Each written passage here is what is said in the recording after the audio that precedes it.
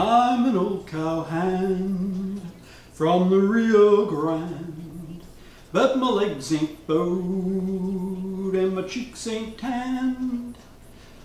I'm a cowboy who never saw a cow, never roped a steer 'cause I don't know how. Sure ain't a planning to startin' now. Yippee-i-oh-tie-yay, yippee-i-oh-tie-yay. I'm an old cowhand from the Rio Grande, and I come to town just to hear the band.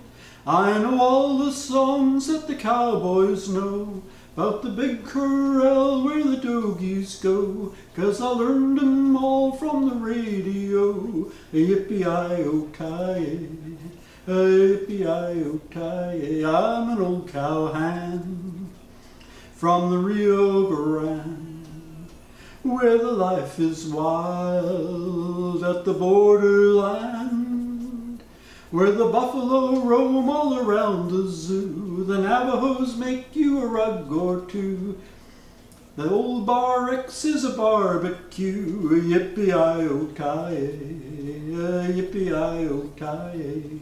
Well, there's an old Roy Rogers song. I think Johnny Mercer made a copy of it, as did Bing Crosby and a few others, but a fun song nonetheless. So, why did I sing that one? Well, today we're going to make Cowboy Bites. What are Cowboy Bites? Well, they're a nice little snack, or you could use them as a side with your meal, I guess, if you wanted to. Great for a picnic or anything like that. Let me bring the camera over. We'll get started and you can see how to make these simple yet delicious little snacks. So what are you going to want? Well, you want a big bowl to start with, and you're going to want 4 eggs. So let's get cracking.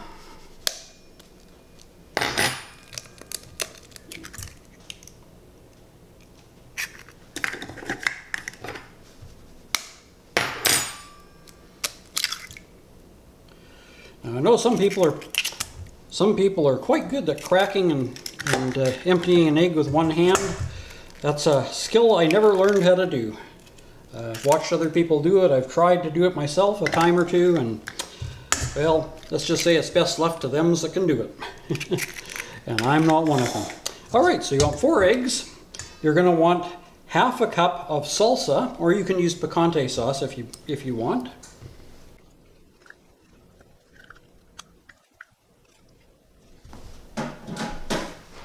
You're going to want, now this is an optional amount. Yeah, it's not an optional ingredient, but the amount is optional. So chili powder. How much depends on how hot you want them to be. I'm using a teaspoon. The actual recipe I have calls for 2 teaspoons, but you can use less or more depending on your appetite for hot, spicy things.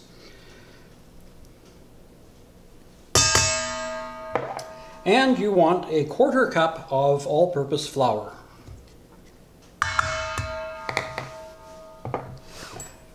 Take a fork or a whisk, and you want to mix those all together as best you can.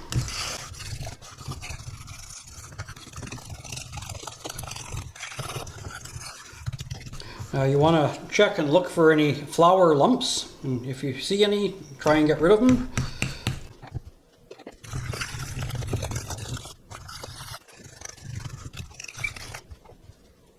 Okay, once you've got that all whisked together well, now you're going to mix in, you want about 2 tablespoons of chopped, not sliced, but chopped green onion, and 1.5 cups of shredded cheese. Now, you can use straight cheddar or whatever cheese you prefer. I'm using a mix of Monterey Jack, cheddar, and mozzarella. And now we're going to mix that in as best we can. Now, some prep work you need to do, which I forgot to mention at the beginning, is 1, you're going to want to preheat your oven to 400 degrees Fahrenheit. And 2, you're going to want a muffin tin. Now, if you don't want to use muffin papers, then you'll want to grease the tins. I like to use parchment muffin papers, because they don't stick and the food doesn't stick to them, so you get your muffin or whatever you're making out nice and clean. So once you've got this really well blended together, as you can see, pretty simple recipe. I think there's like 5 ingredients. I didn't count them, but I think that's about right. You want to bring your muffin tin over.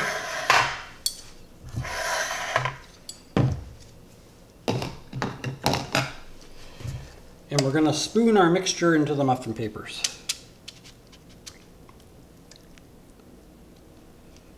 And you want to fill them all to where they're not quite level with the top of the pan. Now, of course, when you bake these, the 2 things are going to happen. The egg's going to cook and the cheese is going to melt, which is what's going to hold these together.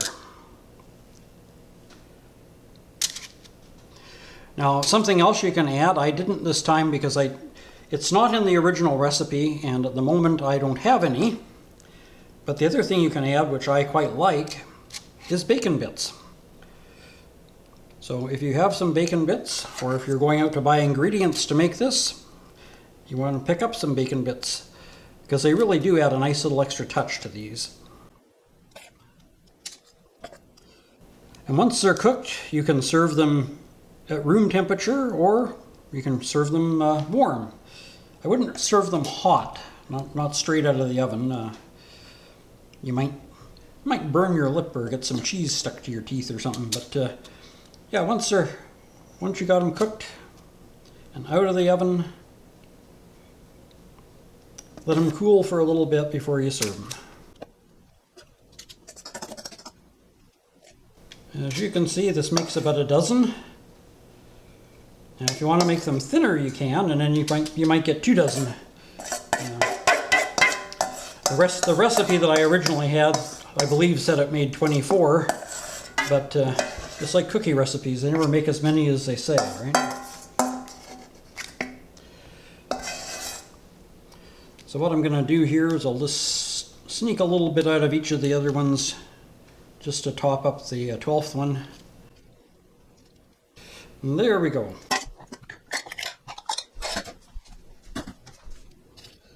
You can see I made a bit of a mess, got some outside the papers.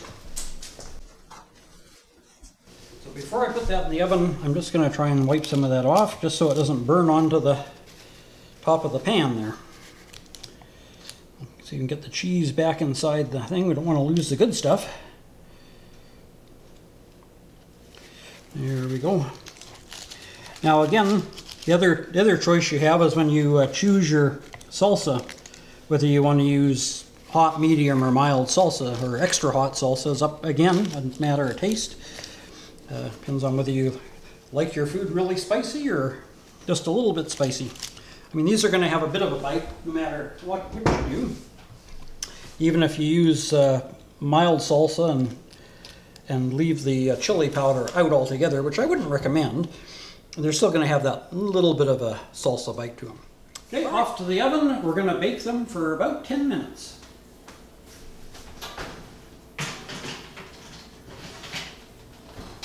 Set our timer, and they're off and cooking. So we'll be back in 10 minutes and see how they turned out. Well, I'm an old cowhand from the Rio Grande. Our Cowboy Bites are done. Let's get them out of the oven and have a look, see how they turned out.